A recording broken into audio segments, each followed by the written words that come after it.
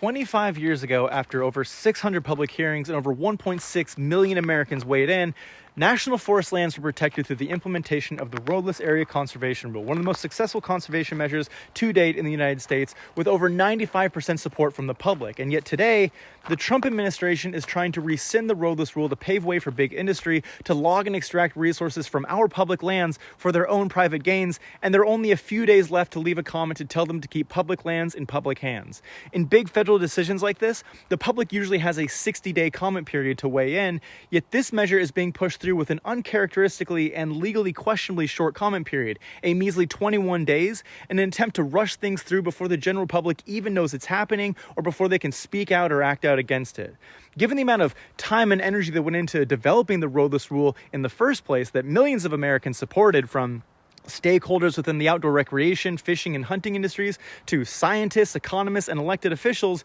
this is absolutely absurd, and yet it fits perfectly within the gambit of unethical actions the administration has taken so far in an attempt to steal our public lands from us to peddle off to billionaire cronies that dominate politics. From day one in office, a flurry of executive orders and legislation has been put forward in an attempt to roll back protection measures of our public lands, despite the long documented harm it would cause to our communities and the lands and waters we all share. Yet this is not a partisan issue. It doesn't matter whether you're Republican or Democrat, rich or poor, young or old, or any other culturally divisive measure. These are our public lands that we all have a right to access and benefit from. From hiking and biking and exploring pristine backcountry areas, to hunting and fishing with your children, to simply enjoying the clean water, air, and ecological functions that these ecosystems serve, from protecting our communities against landslides and flooding, to sequestering and storing large amounts of carbon. We all have a stake in these lands, and we all need to speak up, because together we have the power to fight back against these actions and stand up for the future of our communities and the things we all care about that depend